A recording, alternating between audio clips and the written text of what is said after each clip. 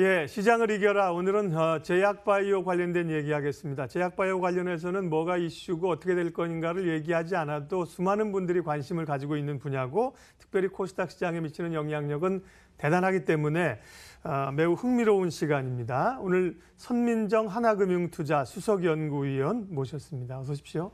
네, 안녕하세요. 제약바이오 업종은 뭐 꿈과 기대감을 먹는 업종이라고 하고 있고 사실 우리 경제가 앞으로 살기 위해서는 돌파구로서 제약바이오가 살아야 된다는 주장하시는 분도 많은데 늘 이제 기대와 실적 사이에 우려가 있습니다. 지금 보면 기대감이 좀 큰 상황입니까? 우려가 큰 상황입니까? 제약바이오 전반적인 이 레벨 주가 수준은 어떻습니까? 네. 예, 지금 사실은 제약바이오는 상대적으로 다른 섹터에 비해서 굉장히 고평가받고 있습니다. 예. 그리고 아시겠지만 좀 이렇게 적정한 밸류에이션을 하기 어렵다라는 그렇죠. 측면에서 특히 이번 3분기 어닝 시즌이 도래했는데요. 어닝도 생각보다 좋지는 않습니다. 그래서 여전히 조금은 적정 밸류와 그다음에 버블 간의 논란은 계속될 수 있을 것으로 보고 있습니다. 네, 말씀하신 것처럼 밸류를 측정하기가 굉장히 어려운데 최고의 애널리스트가 그렇게 얘기하시는 일반인들은 보고 얼마나 더 밸류 측정하기가 어렵겠습니까? 예. 현안부터 좀 얘기를 하게 되면요. 지난번에 이 바이오 기업들의 이 연구개발비를 어떻게 할 것이냐, 재무 그 문제는 사실 해결이 됐는데 삼성바이오로직스의 이제 분식회계 문제가 하나 남아 있었는데요. 그게 지난번에 이제 금감위원장이 국정감사에서 얘기하고 바로 이제 이가 나와서 다시 좀 공방전이 펼쳐지고 있을 것 같은데요. 삼성바이오 문제 그리고 전체 바이오에 미칠 영향은 어떻게 보세요? 예, 삼성바이오로직스 이슈가 다시 한번 불거졌습니다. 결국 넘어가야 될 문제잖아요. 그건. 예, 근데 이제 아무래도 이제 금감원이 다시 한번 문제를 제기한 상황인데요. 삼성도 이제 물러나지는 않겠다라고 이제 의지를 보이는 것 같습니다. 근데 이 문제는 정말 삼성바이오로직스 개별 종목 이슈로 보셔야 될 것 같습니다.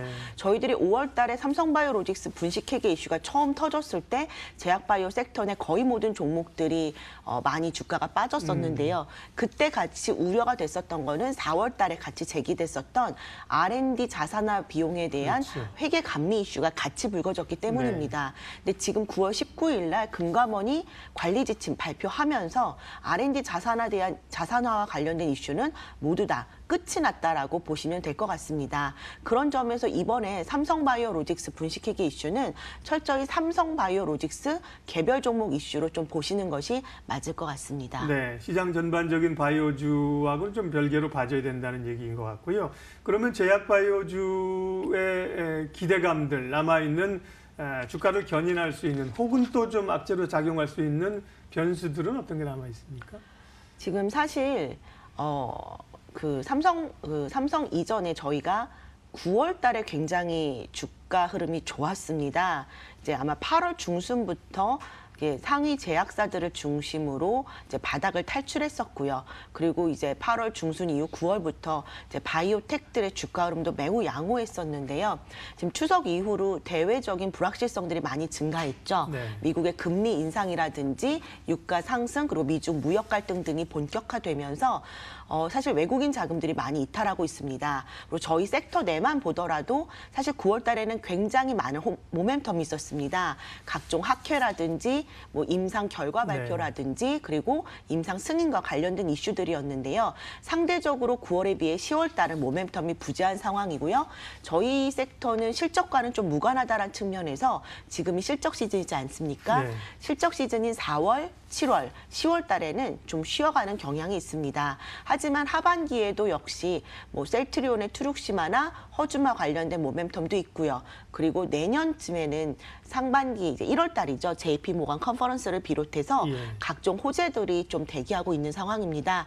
저희 섹터가 꿈과 희망을 먹고 산다라고 말씀하셨듯이 19년도에 대한 기대감으로 아마 11월 실적 발표가 어느 정도 마무리된 이후에는 섹터의 본격적인 반등을 좀 기대해 봅니다. 네.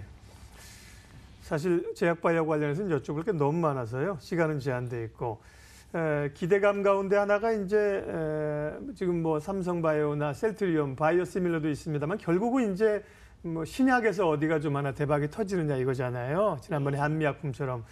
신라젠이나 바이로메드나 이제 임상 3상을 진행하고 있는 그런 기업들에 대한 기대가 굉장히 크더군요. 그런 것들은 가능성이나 혹은 이제 실현된다고 하면 뭐 시기적으로는 조심스럽습니다만 좀 언제가 될 수 있나요? 네. 사실 임상을 언제 이제 마무리 지을 수 있느냐는 사실 그 회사의 이제 일정이겠지만 아마도 저희들이 이제 3상에 대한 기대감을 갖게 된 게 이제 작년부터 그 두 회사 뭐 많이 시작이 됐는데요. 아마도 이제 내년 중순 이후부터는 뭐 이제 각종 결과들을 저희들이 볼 수 있지 않을까 좀 생각을 해봅니다. 네, 그러게요. 뭐 워낙 조심스러워서 그러면요, 지금 바이오 업종에 대해서는 뭐 전반적으로 늘 뭐 밸류에 대해서야 늘 사실은 이제 고평가를 받고 있는 부분이기 때문에 그 부분을 차치하고 말씀하신 지금 근거를 보면 뭐 내년 초에 대한 기대감 이런 걸로 본다면 조금 시장 전체가 조금 안정된다면 뭐 이제 남은 기간 동안에 11월, 12월로 가면서 투자를 좀 바이오에 대한 것들은 해도 괜찮은지, 그리고 좀 바이오도 섹터가 많지 않습니까? 기존 제약사도 있고 바이오 시밀러도 있고 신약도 있고 그 가운데 좀 접근 가능한 쪽은 어느 쪽입니까? 예, 저는 사실은 이제 내년에 대한 기대감은 사실은 이제 신약 개발과 관련된 모멘텀이 상당히 클 거라고 보고 있습니다. 그래서 사실 내년 1월달 JP모건 컨퍼런스도 거의 이제 신약 개발과 관련된 임상이라든지 그 결과들에 대해서 발표하는 자리들이기 때문에 내년 상반기를 좀 기대하고 들어가신다라면 제 생각에는 이제 신약을 좀 파이프라인을 갖고 있는 회사들에 대해서 좀 비중을 확대하셨으면 좋을 것 같습니다. 그런 측면에서 저는 한미약품하고 제넥신 최근에 많이 주가가 조정을 받았거든요. 그래서 그 두 종목 내년 상반기 임상 결과 발표라든지 또는 뭐 각종 그 브레이크 스루 세라피 데지그네이션과 같은 혁신 신약 지정과 같은 이벤트 좀 기대해 보신다면은 그 두 종목에 대한 매수 좀 권고해 드리고요. 그리고 또 하나는 지금의 실적을 여러분이 보셔야 될 종목으로는 이제 상위 제약사들도 있지만 바이오 시밀러 회사라든지 또는 보툴리눔 톡신 회사들이 있습니다.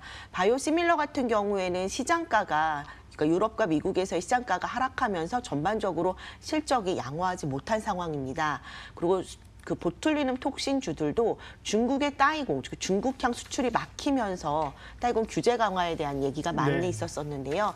그러면서 지금 실적이 좋지 않은 상황입니다만 지금 좀 과도하게 조정을 받고 있는 상황이고요.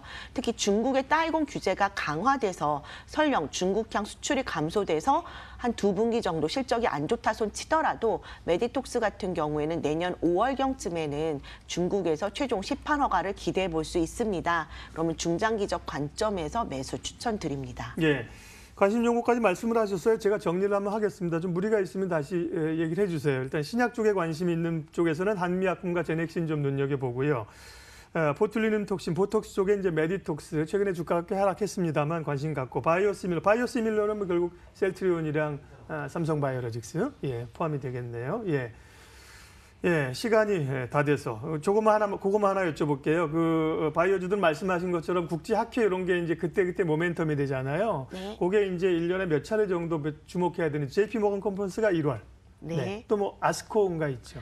이제 아스코가 5월이나 6월쯤에, 6월 초쯤에 보통은 시작을 합니다. 매년 이제 개최 일지는 조금 다르지만 대부분 그때 하는 걸로 알고 있고요. 사실 학회들은 굉장히 많이 있습니다. 근데 이제 주로 임상 결과를 발표하는 학회 중에 이제 메인 굵직한 학회가 그런 거고요. 뭐 6월 달에 아스코도 있고요. 그다음에 6월 달에 이제 당뇨병과 관련된 큰 학회죠. ADA라고 하는 미국 당뇨병 학회가 있습니다. 그리고 이제 또 하반기로 가면은 지금 보시다시피 각종 암학회, 뭐 작게는 WCLC처럼 세계 폐암학회라든지 혈액암학회라든지 다음 주에 개최되는 에스모라고 하는 유럽 종양학회 등이 있습니다. 그래서 이제 그때 임상 결과 나타나는 회사들 좀 주목해 보시면 좋을 것 같습니다. 알겠습니다. 오늘 시장을 이겨라 제약바이오와 관련해서 하나금융투자 선민정 수석연구위원 모시고 말씀 나눴는데요. 시간이 아깝습니다. 제가 좀 더 여쭤보고 싶은 게 많았는데 또 좀 시간 내서 다음번에 모시도록 하겠습니다. 인사드리면서 출발 마켓은 마치겠습니다. 고맙습니다.